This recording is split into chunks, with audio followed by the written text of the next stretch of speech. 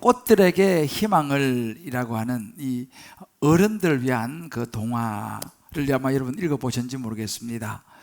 이 책은 아주 베스트셀러고요. 오래 전에 나온 책인데 지금도 이 책이 나오고 있습니다. 아마 표지를 보시면 저 책 아마 생각이 나신 분들이 많이 있을 생각합니다. 이 내용은 그렇습니다. 세상에 처음 태어난 이 호랑 줄무늬 애벌레가 이제 자라면서 뭔가 삶의 의미를 찾아서 여행을 시작합니다.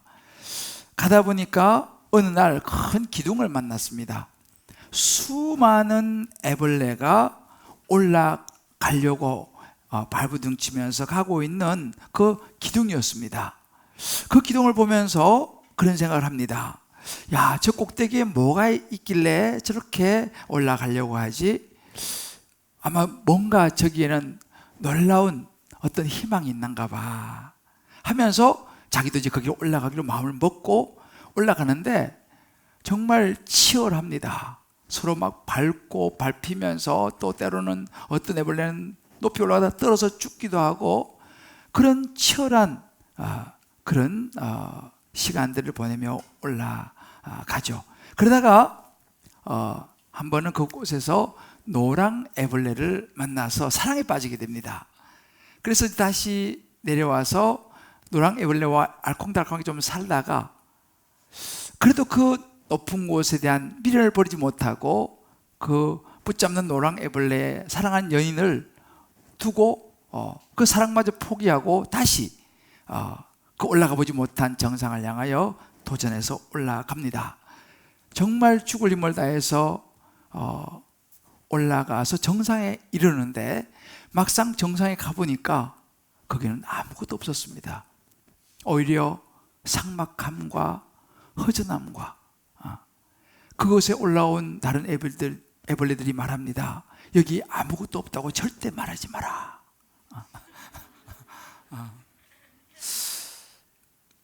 그런 이야기인데 그때 옆에를 쭉 돌아보니까 많은 주변에 그런 기둥들이 눈에 들어왔습니다. 나처럼 이렇게 수많은 애벌레들이 이 높은 곳으로 올라가려고 하는 그 기둥들이 저렇게 많구나 라고 하는 그것을 본 그런 이야기입니다. 제가 이 오랜만에 이 책을 다시 한번 읽어보면서 딱 떠오른 것이 뭐냐면 최근에 우리가 굉장히 핫했던 영화 오징어 게임이었습니다. 목숨을 담보한 사람들의 치열한 경쟁 게임이 오징어 게임이죠. 저는 그 마지막 장면을 지금도 기억합니다. 마지막 장면에 그 우승을 눈앞에 둔 그 최후의 1인의 한 주인공이 마지막에 자기 친한 친구를 죽여야 되는, 그래 자기가 이제 1등이 되는 그 상황에서 차마 나는 이것은 못하겠다 하고 돌아서 버리죠. 눈앞에 그 돈을 포기하고. 그때 그 친구는 그 장면에서 스스로가 목숨을 끊습니다. 제가 사실은 이 꽃들에게 희망이라고 하는 이 애벌레의 그 글을 읽으면서 이 장면이 이렇게 오버랩이 되는 것을 경험했습니다. 어찌 보면 이것이 우리가 살아가고 있는 세상, 어찌 보면 이 세상에서 정말 최고의 높은 곳을 향하여 그곳에 뭔가 있을까라고 하는 이런 생각을 가지고 올라가려고 하는 내 안에 나의 모습이 또 그곳에 비춰지는 것은 아닌가라는 생각을 해보았습니다. 여러분, 세상에서 가장 지혜로운 왕이었다고 불리워지는 솔로몬, 이 솔로몬은요 성경의 전도서에서 이렇게 정말 인생의 어떤 뚜렷한 목적이 없이 그저 정상의 최고의 자리만 올라가려고 하는 사람들이 만나게 될 인생의 비극을 이야기를 해요. 그래서 삶의 목적을 찾지 못할 때 일어나는 현상을 지혜왕 솔로몬은 전도서 1장에서 크게 한 4가지로 이렇게 이야기를 하고 있습니다. 그 첫 번째 뭐냐면 우리의 삶이 너무 무의미하고 가치가 없어 보인다는 사실이죠. 솔로몬은 모든 것을 다 가져보았던 왕이었습니다.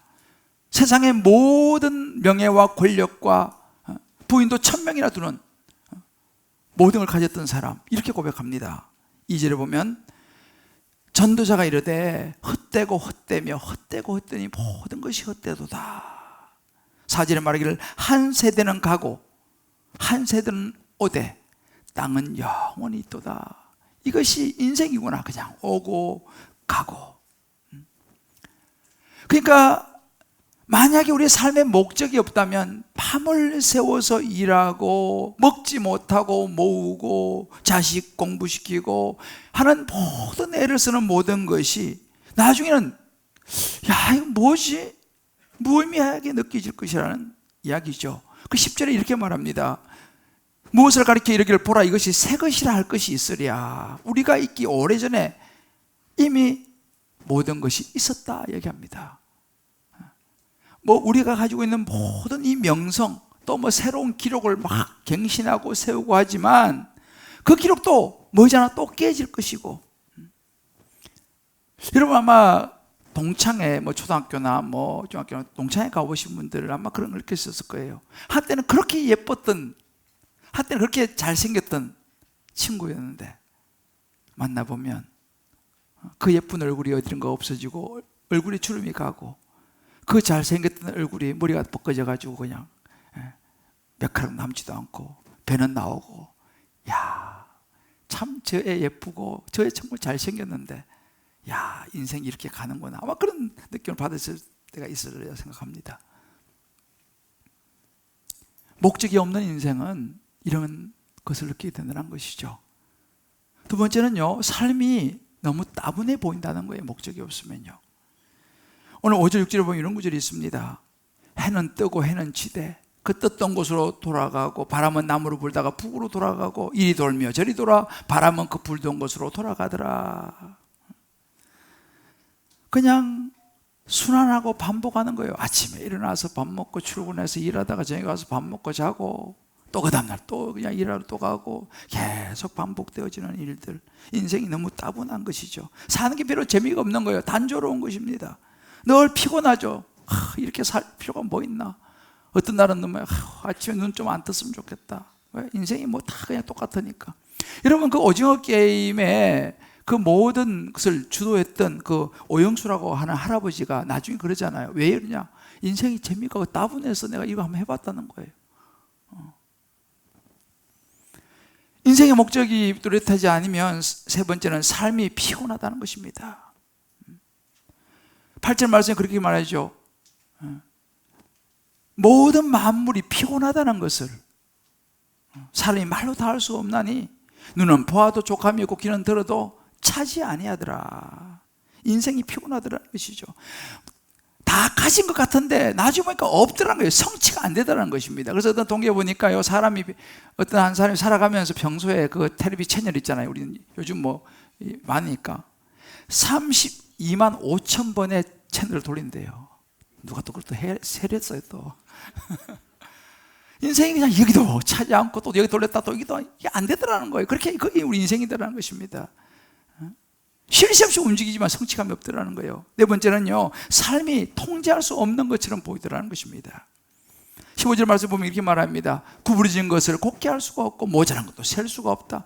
이미 인생이 구부러진 거 안 펴지더라는 거예요. 그렇게 태어났는데 어떻게 안 됐더라는 거죠. 그게 인생이 무슨 낙이냐는 것입니다. 어차피 내 인생이 이렇게 타고났는데, 내 환경이 이렇게 타고났는데, 내 얼굴이 이렇게 생겼는데.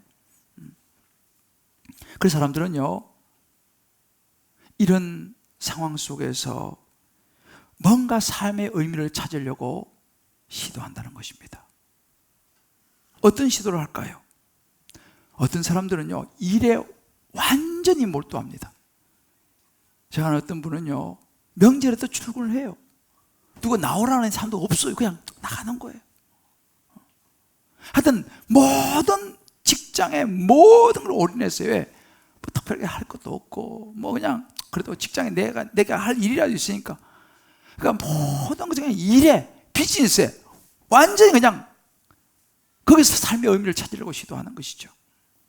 어떤 사람은 정치에 모든 걸 투자하기도 하고, 어떤 사람은 이 운동, 이 스포츠에 모든 걸 그냥 또 걸기도 합니다. 어떤 또 여자분들은요, 집을 꾸미는데 삶의 목적을 두고 어떻게라도 예쁜 거 꾸미고 예쁜 가구 드리고. 그 제가 얼마 전에 만난 우리 영국의 한 집사님이신데 우리 교회도 잠깐 왔다 가셨는데, 이분은 뭘 하시냐면 그 앤틱이라는 하시는 분이에요. 그 이제 영국의 좋은 앤틱들 또 이렇게 소개하기도 하고 이런 일을 하시는 분인데, 저 사진 하나 보여주더라고. 보니까 어떤 여자분이에요. 이 여자분은요, 이 앤틱 그 예쁜 가구들을 수집하시는 분이에요. 이분은 돈 모아가지고 그거 사는 거예요. 근데 그 집이 막 진짜 그 넓은 아파트에 가득 예쁜 가구와 앤틱들이 가득 찼어요. 그 잠을 어디서 자냐? 소파에서. 왜? 그거 다 차지했어. 어떤 사람은 돈을 모으기 위해서 모든 삶의 의미를 투자합니다. 또 어떤 사람은 정말 인생이 너무 괴롭고 힘들고 하니까 좀 잊어보자, 뭐 좀 탈출구가 없을까. 그래서 사람들의 마음을 즐겁게 해주려고 생기는 게 뭐예요? 롯데월드 아니에요. 디즈니랜드, 재밌는 놀이동산 같은 거. 왜? 너무 괴롭고 하니까 잊어버리자는 거죠. 높은 데 푹 떨어지다. 그렇게 해서라도 스트레스를 날려보자. 스릴이 넘치는 영화를 보기도 하고요. 그래서 요즘은 뭐 그런 행글라이더 타기도 하고 여러 가지 극한의 그런 스포츠들이 많이 등장합니다. 왜요?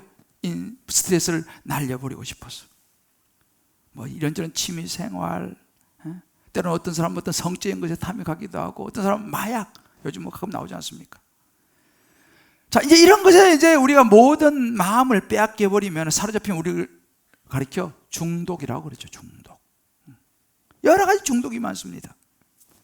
그래서 저는 이렇게 말을 만들어 봤어요. 중독이 뭐냐? 중독이란 목적 없는 인생으로부터 탈출하려고 하는 것. 인생의 목적이 분명하지 않으니까 이걸 탈출하고 싶은데 뭐라도 붙잡아야 되지 않습니까? 그러다 보니까 거기에 집착하게 되니까 그게 중독이 되는 것이죠. 자, 여러분, 그런다고 우리 인생이 채워질까요? 여러분, 우리 하나님이요, 우리 인간을 만드실 때 창세기 2장 7절에 보면요, 사람을 만드시고 호구로 사람을 만드시고 그 코에 생기를 불어넣었어요. 생기는 하나님의 우리가 숨을 불어넣어서 사람이 된 거죠. 근데 여기서 말하는 생기를 불어넣었다, 이 생기의 의미는 여러 가지 있지만 그 중에 하나는 스피릿이라는 의미도 있습니다. 하나님께 우리를 만드시고 우리의 코에 하나님의 스피릿, 영을 불어넣었어요. 이 말은 뭐냐면 하나님의 영, 성령이 우리 마음을 차지해야지만이, 우리 마음의 중심에 하나님이 차지해야지만이 우리 인생이 채워진다는 이야기예요. 그런데 하나님의 영이 우리 중심을 차지하지 못하면 아무리 좋은 가구 뭐 별걸로 다 채우려고 해봐도 인생이 채우지 않는다라는 것을 우리가 알아야 합니다. 하나님 우리를 그렇게 만드셨기 때문이죠. 하나님의 창조 목적을 알기 전에는요, 우리 인생이 채워지지 않는다는 사실이에요. 그런데 오늘 우리가 본 한 사람, 다윗, 우리 성구 암송이었죠. 다윗은 그 인생의 목적을 알았어요. 그래서 사도행전 13장 36절에 이렇게 말합니다. 다윗은 당시에 하나님의 뜻을 따라 섬기다가 잠들었다, 이렇게 말합니다. 무슨 말이에요? 다윗은 자기가 살아온 인생의 목적을 알았어요. 하나님의 뜻을 알았어요. 내가 이렇게 살아가야지. 그 뜻을 알고 그 하나님의 뜻을 따라 섬기다가 살다가 잠들었다. 성경은 죽는다는 것을 잠든다라고 말합니다. 왜요? 이 땅에서 조상들과 함께 묻혀 육신은 썩음을 당하였지만 영혼은 하나님 나라로 옮겨갔기 때문에 잠들었다라고 이야기하는 것이죠. 그래서 다윗은 하나님 마음에 합한 자가 되었습니다. 그의 인생이 채워졌다는 이야기죠. 이렇게 다윗처럼 성경은요, 왜 하나님이 우리 인간에게 목적을 주셨느냐, 그 목적을 우리가 알 때 우리 인생이 채워줄 수 있기 때문에 하나님이 우리에게 분명한 목적을 말씀해 주셨어요. 인간의 목적은 이것이다, 너희가 살아가는 목적은 이것이다 라고 말씀하셨습니다. 이 하나님의 창조 목적이죠. 에베소서 1장 4절 5절에서 하나님은 우리를 창조하신, 우리가 살아가야 될 삶의 목적을 아주 분명하게 말씀해주고 계십니다. 같이 한번 읽어볼까요? 자, 시작. 곧 창세전에 그리스도 안에서 우리를 택하사 우리로 사랑 안에서 그 앞에 거룩하고 흠이 없게 하시려고 그 기쁘신 뜻대로 우리를 예정하사 예수 그리스도로 말미암아 자기의 아들들이 되게 하셨으니. 여러분, 저와 여러분 한 분 한 분은요, 하나님께서 이미 우리가 태어나기 전부터, 창세 전부터 이미 우리를 향한 계획을 가지고 계시다는 사실입니다. 어떤 계획인가요? 인간은 태어나면서부터 죄로 인하여 죽을 수밖에 없는 인간이기 때문에 우리를 구원하시기 위해서 하나님의 아들 예수님을 이 땅에 보내셔서 우리가 그 예수를 믿음으로 말미암아 우리가 죄 사함을 받고 하나님의 자녀가 되도록 하시는 것, 이것이 하나님의 계획이었어요. 이렇게 우리가 하나님의 예수 믿고 하나님의 자녀가 되면요, 그때부터 하나님은 우리와 교제하시길 원했습니다. 우리와 관계를 맺기를 원하셨어요. 이 관계는 영원한 관계가 되는 것이죠. 그래서 여러분, 우리가 살아가면서요, 하나님과 우리의 관계를 놓치게 되면 우리는 중요한 삶의 목적을 놓치는 거예요. 하나님과 이 관계죠. 그러니까 사실 우리가 살아가는 목적이 여기 있어요. 여러분, 우리가요, 이 땅에서 열심히 돈 벌고 또 자식 키우고 살다가 퇴직하고 그러다가 있다가 죽으려고 온 것이 아닙니다. 이걸 우리 아셔야 돼요. 여러분, 우리는 그냥 그렇게 살다가 그냥 죽는 거, 이거 하려고 이 땅에 온 게 아니에요. 하나님 우리를 창조하신 게 아닙니다. 하나님은 우리를 향한 큰 그림을 가지고 계세요. 우리 이 땅에 창조하시고 태어나게 하실 때는 하나님의 큰 그림인데 뭐냐면, 예수를 믿고, 예수 믿으면 하나님의 자녀가 된다 그랬죠. 그죠? 하나님의 자녀가 되어서 영원히, 잠깐 아니에요, 영원히 하나님과 함께 거하는 것, 이것이 하나님이 우리를 지으신 목적이에요. 이걸 우리가 잘 알아야 됩니다. 불교는 순환을 이야기해요. 윤회사상. 이 땅에 잘 살면 사람으로 태어나고, 아니면 강아지로 태어나고, 닭으로 태어나고, 그런 이야기 하지 않습니까? 그건 성경적이지 않죠. 성경은 우리의 삶은 일직선이라고 말합니다. 우리는 목적을 향해 달려가는 인생이에요. 하나님 우리 이 땅에 태어나가실 때 목적이 있습니다. 그 목적이 무엇입니까? 예수를 믿고 살아가다가 보면 언젠가 예수님이 다시 오실 것이고, 오셔서 예수 믿는 사람들을 택할 것이고, 그 사람들과 함께 영원한 하나님 나라로 들어가서 영원히 사는 것, 이것이 하나님의 계획이에요. 여기 우리 목적이 있어요. 어떤 종교도 철학도 이런 이야기를 하지 않습니다. 그래서 삶은요, 영혼을 향한, 지금 오늘 우리의 삶은 영혼을 향한 준비다라고 솔로몬이 이야기했습니다. 지혜왕 솔로몬 전도서 3장 1절 이렇게 말합니다. 하나님이 모든 걸 지으시되 때를 따라 아름답게 하셨고, 또 사람들에게는요, 영혼을 사모하는 마음을 주셨다고 그랬어요. 영혼을 사모하는 마음. 다시 말하면 우리는 영원히 살도록 지음을 받았다라는 것입니다. 여러분, 우리 모든 인간은 영원히 살도록 지음을 받았습니다. 이 땅에 잠깐 살다가 죽는 아니에요. 그런데 영원히 살도록 지음을 받았는데 사는 곳은, 영원히 살 곳은 달라요. 세상의 모든 사람은 영원히 사는데 예수를 믿고 하나님의 자녀가 된 사람하고 예수를 믿지 않고 하나님의 자녀가 되지 않은 사람이 사는 장소는 달라요. 요한복음 5장 29절 이렇게 말합니다. 선을 행한 자는 생명의 부활로, 악한 일을 행한 자는 심판의 부활로 나오리라. 부활은 다 부활하는 거예요. 다시 말하면 이 땅에 우리 하나님의 예수 믿고 하나님의 자녀가 된 사람들은요, 생명의 부활, 영원한 천국에서 영원히 살게 될 것이고, 예수 믿지 않고 살아갔던 사람들은 심판의 부활로 영원한 지옥에서 영원히 살게 될 것이라는 거예요. 다 영원히는 사는데 장소가 달랐다는 사실입니다. 그러니까 하나님 우리가 말씀하시기를 뭐냐면, 이 땅에서 예수를 믿고 하나님의 자녀로 살아간다면 영원히 너희는 나와 함께 할 것이다 라고 말씀하시는 거예요. 분명해서 뭐냐, 고작 우리가 이 땅에서 60년, 70년, 80년, 100년 살려고 하나님 우리를 지으신 것이 아니라는 사실을 우리가 확실히 알아야 돼요. 그래서 하나님은요, 어디에 관심을 가지고 계시냐면, 우리의 이 땅에서 70년, 100년의 관심보다도 영원히 살 영원한 나라에 하나님은 관심을 가지고 계시다는 사실입니다. 그러니까 우리가 살아가는 이 땅의 삶은요, 시작에 불과해요. 이제 시작이 왜? 영원한 삶이 있기 때문에. 그러니까 아직 본게임은 오지 않았어요. 자, 우리 옆에 분에 이렇게 손 한번 격려합시다. 아직 본게임은 시작되지 않았습니다.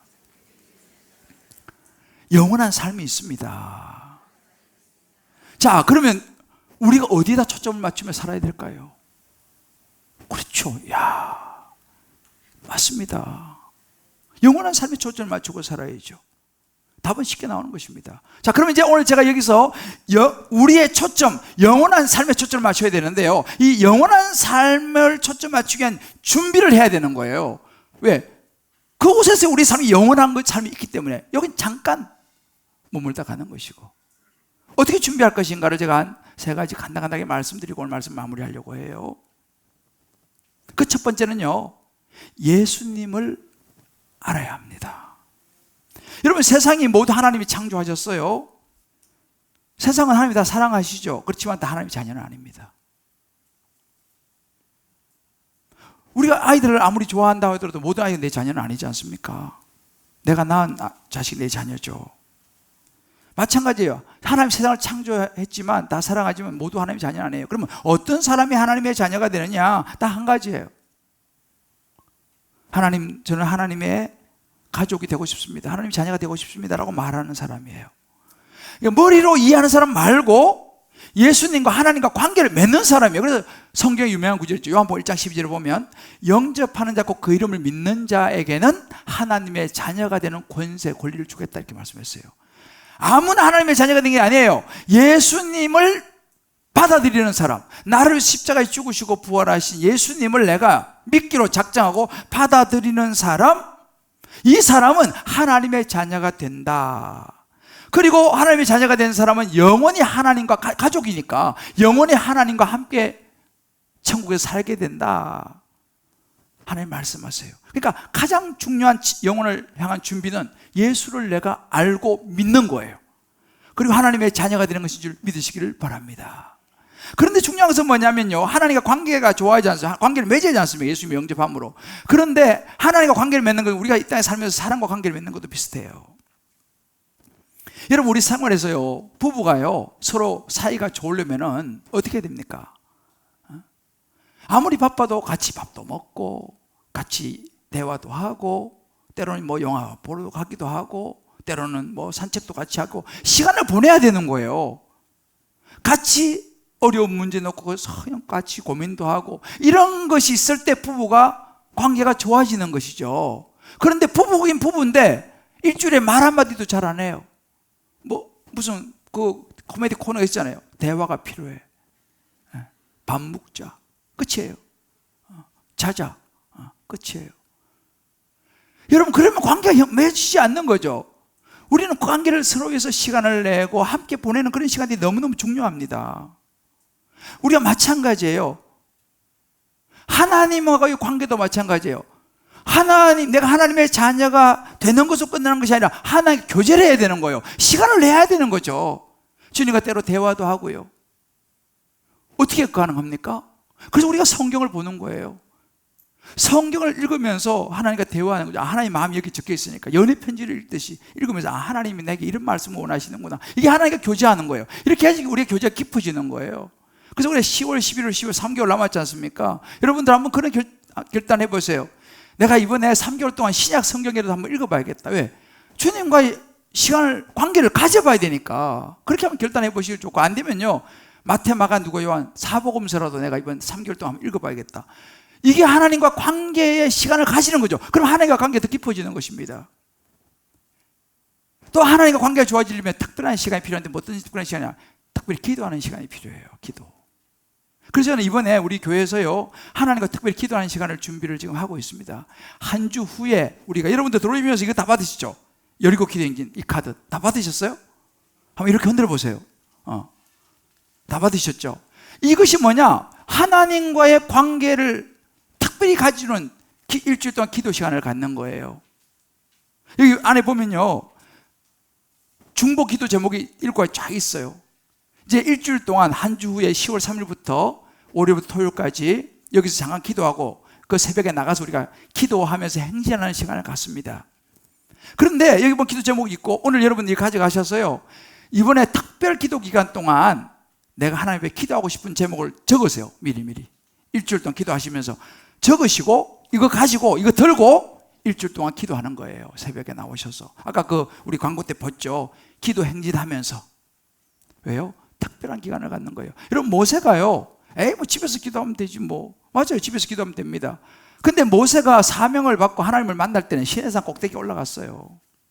왜 꼭대기, 신사 꼭대기 올라가야 됩니까? 집에서 하면 되는데. 그러나 때로는 특별한 그런 하나님과의 만남의 시간이 필요합니다. 그래서 여러분, 이번에 이 일주일 동안 하는 이 여리고 기도 행진, 많은 역사들이 일어났습니다. 그동안. 이번에도 일어나리라고 저는 확신합니다. 이런 시간 속에서 하나님과 관계를 맺어보는 거예요. 그래서 보면 이런 제때 보면 멀리서도 막 와, 일주일 동안 여기에 대한 간증은 제가 참 많습니다. 이런 것이 뭐예요? 하나님과 관계의 시간을 가져보는 시간을 내는 거죠. 또 마지막으로 하나 더 우리가 하나님과 관계를 잘 맺어가려면요, 여기 나오는 그 말씀 노트에 보면은 여기 적용 질문들이 있어요. 여러분 집에 가셔서 가족끼리라도 꼭 한번 이 말씀을 듣고 이 적용 질문을 가지고 가족끼리 둘러앉아가지고 꼭 한번 서로 대화를 나눠보세요. 다락방에서 꼭 한번 나눠보세요. 왜? 이런 나눔을 통해서 하나님과의 관계를 더 깊이 우리가 생각할 수 있게 된다는 사실이죠. 자, 우리가 영원한 삶을 위한 준비는 먼저 예수님을 알고 믿어야 된다는 것입니다. 두 번째는 뭐냐면 영혼을 바라보면서 우리 시간과 재능을 사용해야 한다는 거예요. 여러분, 시간은 굉장히 소중한 자원입니다. 사실적으로 돈보다도 더 중요하죠. 우리가 뭐 돈은 많이 벌 수도 있지만 시간은 우리가 뭐 많이 벌 수가 없어요. 시간은 우리에게 주어진 일주일 시간 168시간입니다. 누구는 뭐 200시간 주고 그런 게 없어요. 모든 사람이 공평하게 시간이 주어졌습니다. 그러니까 뭐 시간을 뭐 늘릴 수도 없고 뭐 남의 그 시간을 가져올 수도 없는 것이죠. 그렇기 때문에 이 시간은 뭐냐? 시간은 활용하는 거예요. 활용은 우리의 몫입니다.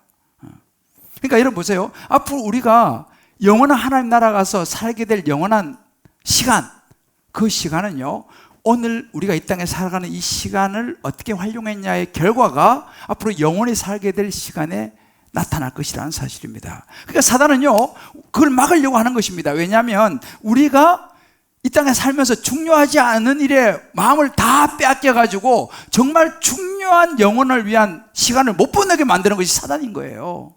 그래서 사단이가 계속적으로 우리를 막 죄를 짓게 하지 않습니까? 그것이 잘 안 되면요, 바쁘게 만들어버려요. 왜요? 바빠가지고 영원한 하나님 나라의 시간을 준비를 못하게 만들어버리는 거죠. 그런데 사도행전 20장 24절에 보면 바울은 이렇게 고백합니다. 내가 달려갈 길과 주 예수께 받은 사명 곧 하나님의 은혜의 복음을 전가하는 일을 마치려면 내 생명조차 조금도 귀한 것을 여기지 아니하겠다. 바울은요, 자기 인생의 삶의 목적이 딱 뚜렷합니다. 하나님의 나라. 그러니까 자기의 모든 삶을, 심지어 생명조차도 그 영원한 삶을 위해서 자기 드리겠다라고 고백을 하는 것이죠. 우리가, 제가 지난주에 이제 그 은사에 대해서 여러분들과 섬김에 대해서 나누었죠. 고린도서 6장 20절에 이런 말씀이 있습니다. 값으로 산 것이 되었으니 그런데 너희 몸으로 하나님께 영광을 돌리라. 우리는 예수님이 우리 위해 십자가에 죽으심으로 우리를 값으로 산 것이 되었습니다. 그러니까 우리의 몸으로 하나님께 영광을 돌리는 것이 너무 중요하다라고 주님 말씀하셨어요. 그걸 섬김이라고 말씀했습니다. 여러분, 그런 생각 해본 적 있어요? 천국 가면 뭐 할 것 같습니까? 여러분, 천국 가면 뭐 할 것 같아요?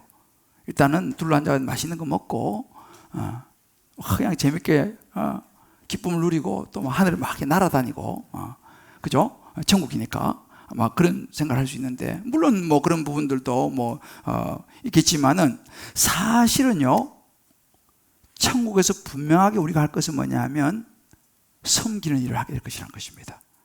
하나님을 섬기면서 하나님과 함께 영원히 살게 될 것이라는 거예요. 자, 그러면 이 땅에서 우리가 살아가면서 섬기는 걸 전혀 안 하는 사람이 천국에서 잘 섬길 수 있을까요? 이 땅에서 주님을 위해서 우리가 아무런 일도 하지, 아무런 섬김도 하지 않은 사람, 하나님이 천국을 준비해야 될 이유가 있겠습니까? 나만을 위해 살았다면 말이죠. 우리가 이게 생각해 볼 필요가 있어요. 그래 보면 우리는 지금은요, 사실은 영원한 삶, 천국을 준비할 수 있는 시간이에요. 지금 저와 여러분이 살아가는 이 시간들이 말이죠. 한번 우리 생각해 보세요. 하나님이 내게 주신 재능과 이 달란트를 누구를 위해서 사용하느냐? 이거 한번 생각해 볼 필요가 있어요. 나는 누구를 섬기면서 도우면서 살아가느냐? 생각해 볼 필요가 있어요. 이걸 섬김이라고 우리 지난주에 나누었습니다. 주님 말씀하셨잖아요. 너가 적은 일 충성하면 내가 큰 것으로 맡기겠다 말씀하셨습니다. 하나님이 천국에서 큰 것으로 맡기시고 우리가 거기서 영원히 살기 때문에 영원한 사는 시간을 준비하는 이 땅이라는 것이죠. 그러면 이렇게 여러분들 말씀하실 수 있어요. 목사님, 어떻게 제 시간과 은사를 활용할 수 있나요? 저는 신앙생활 한 지 얼마도 안 되고 잘 모르는데요. 그래서 여러분들이 사실은 섬김도 배워야 되는 것입니다. 그래서 교회에서는 여러 프로그램들을 가지고 있어요. 아까 좀 전에 나왔던 우리 박형지 집사님도 그렇고 김시영 원사님도 그렇고 이분들은 완전히 정말 예수를 전혀 안 믿었던 사람이에요. 근데 우리 교회 오셔서 이런저런 양육과 훈련을 받으면서 지금은 저희 교회에서 얼마나 잘 섬기고 계신지 몰라요. 그러니까 이런 것을 배우는 것이 뭐냐? 그것도 섬김도 배워야 되니까. 그래서 이런 훈련을 받고 양육을 받는 것입니다. 아마 여러분들 중에서 이제 이미 뭐 제자훈련, 사역훈련, 성지반 다 이미 시작해서 진행되고 있기 때문에 나는 아직까지 그런 것에 아무것도 난 들어간 것이 없다라고 하시면요. 아마 이제 다음 주나 다다음 주부터 이제 광고가 나올 텐데 제자훈련 학교라고 하는 게 있습니다. 제자훈련 학교는 온라인으로 강의만 듣는 거예요. 부담이 없어요. 온라인 그냥 강의만 듣는 거예요. 그것이라도 신청하셔가지고 일주일에 1시간이라도 여러분들 내셔서 온라인 강의라도 들어보시길 바라요. 왜요? 그래서 성경을 배울 수 있거든요. 또 여자분들 같은 마더와이즈라고 지금 시작되는데 지혜로운 엄마, 아이들 어떻게 키울 것이냐 이런 것들도 있어요. 이런 것들 여러분 참여하셔서 온라인, 오프라인으로 꼭 한번 들어보시길 바라요. 왜? 영을 위한 준비를 위해서 내가 이런 것을 배워야지 내가 주님을 위해서 내 은사와 내 시간을 활용할 수 있으니까요. 마지막 세 번째는요. 우리가 영원한 삶을 준비하기 위해서는 영원을 바라보는 재물을 사용해야 한다는 것입니다. 여러분, 요즘 우리 이제 전 세계적으로 지금 상당히 경제적으로 좀 위기가 다가오고 있다 이런 얘기를 많이 듣죠. 우리는 환율이 지금 뭐 1,400원대로 이게 올라갔죠. 아마 이제 지금 뭐 주식 하는 분들 정신이 없으실 거예요. 뭐 오락내락 하면서. 우리 교회도 뭐 이 정권 이쪽 뭐 이런 금융계통에 종사하시는 분들이 제법 많으실 텐데 이 모든 이 뭐 월가도 그렇고 이 관심이 뭡니까? 투자입니다. 어디 투자해야지 가장 안전한가라는 거예요. 어디 투자해야지 수익이 가장 많이 나는가? 이거 우리 관심이지 않습니까? 제가 오늘 여러분에게 가장 확실한 투자를 말씀을 드리겠습니다. 잘 들으세요. 이거 되게 중요한 부분이에요. 가장 확실한 투자. 자, 옆에서 목사님이 가장 안전한 투자처를 이야기한답니다. 여러분 한번 상상해 보세요. 우리나라 국회가 10월 말부로 우리가 사용하고 있는 이 원화를 이제는 정리하고 11월부터는 달러를 사용하기로 한다라고 만약에 국회가 결정을 한다고 가정을 해봅시다.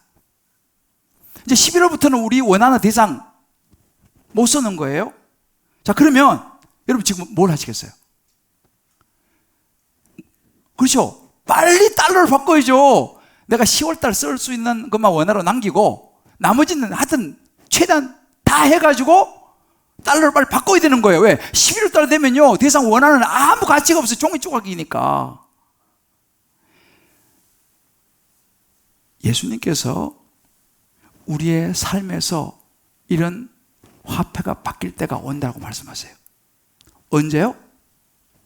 죽음이라고 말합니다.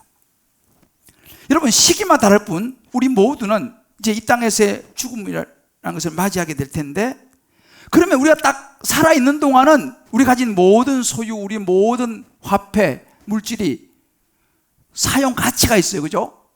그런데 딱 죽는 순간 우린 천국에 가게 되는데 천국에서는 그 화폐는 아무 가치가 없어요.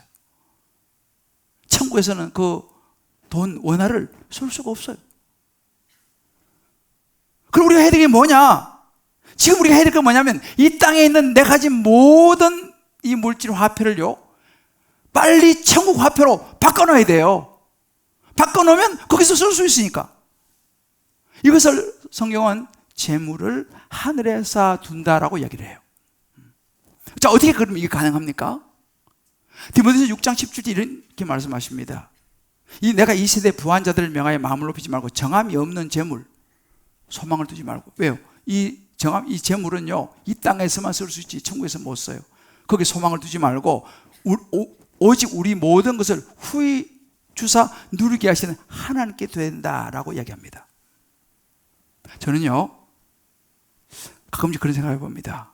그날 화폐를 교환하는 날, 내가 이 땅을 떠난 날을 한번 생각을 해봐요. 저는 연말이 되면요 한 번씩 이제 제가 한 해 동안 뭐 내가 헌금을 얼마 했나 뭐 이렇게 딱 치면 요즘 솔트 탁 나오니까 한 번씩 제가 봅니다. 올 한 해 동안 내가 하나님 앞에 이렇게 헌금을 했구나. 왜 그럴까요? 그것은 천국 화폐로 바꾼 거기 때문에. 그건 내가 바꿔놓은 거예요. 그건 제 거죠. 여러분 한번 생각해 보세요. 지금까지 내가 살아온 50년, 60년, 70년, 80년 어느 정도 내가 신앙생활 하면서 하나님 나라의 화폐로 내가 바꿔놨나? 나는 지금 어느 은행에 지금 열심히 저축하고 있는가? 이 세상 은행에 열심히 저축하고 있는가? 아니면 영원 하나님 나라 은행에 내가 저축을 하고 있는가? 여러분 분명한 것은 뭐냐면요, 천국에 갈 때는요 한 푼도 가져갈 수 없다는 거예요. 어떤 소유도 천국에 가져갈 수 없을 뿐만 아니라 천국에서는 아무런 소용이 없어요. 왜? 화폐가 다르기 때문에. 그런데 미리 보내놓을 수는 있어요. 가져갈 수는 없지만 미리 보내놓을 수는 있어요. 예수님께서 마태복음 6장 20절 이렇게 말씀했습니다. 오직 너희를 위해 보물을 하늘에 쌓아두라 그랬어요. 이 말은 뭐예요? 가져갈 수는 없지만 미리 보내놓을 수 있다는 거예요. 하늘에 쌓을 수 있다는 이야기입니다.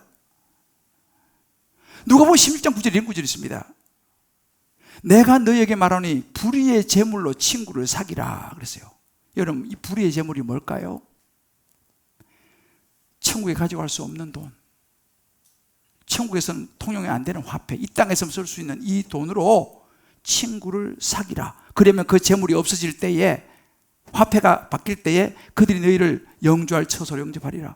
우리가 이 땅에 살면서요, 우리 가지고 있는 이 물질을 가지고 안 믿는 사람들 열심히 전도하는 데 쓰고, 선교하는 데 쓰고, 교회 세우는 데 쓰고, 복음을 위해서 사용하고, 이렇게 하면 그 재물은 그것이 쓰여서 그걸 통해서 예수 믿는 사람이 천국 가면 집사님, 장로님 감사합니다.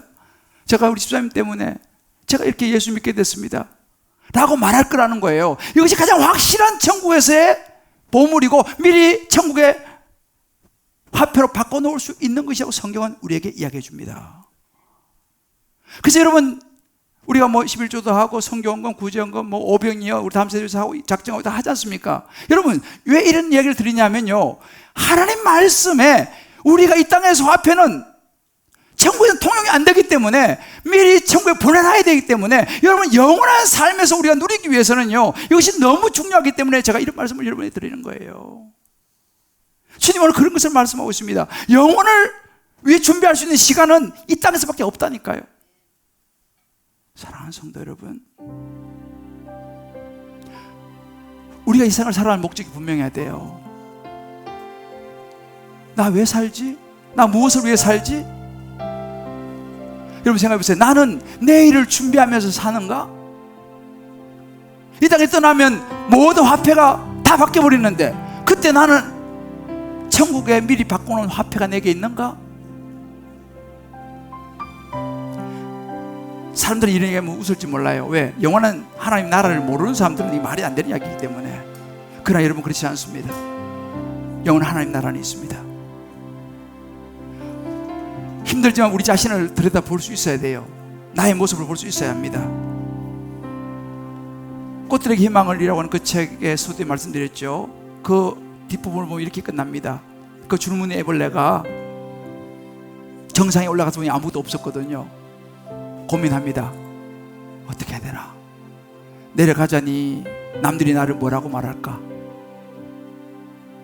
근데 이 줄무늬 애벌레가 용기를 내요. 그래, 이걸 아니다고 알았으면 내려가자. 다시 분명한 삶의 의미를 찾자. 그래서 남들의 눈과 이런 걸 다 뒤로 하고 내려옵니다. 내려와서 자기 안에 있는 이 나비의 본능을 찾고 나무에 매어 달려서 누에고치를 만들기 시작해요. 자기는 죽는 거죠. 그리고 얼마 시간이 지나서 나비가 되어서 날아가면서 꽃들에게 희망을 준다는 이야기예요. 여러분 늦지 않았습니다. 저와 여러분 영원한 것에 우리의 인생을, 우리의 운명을, 우리의 생명을 걸 수 있게 되시기를 주님의 이름으로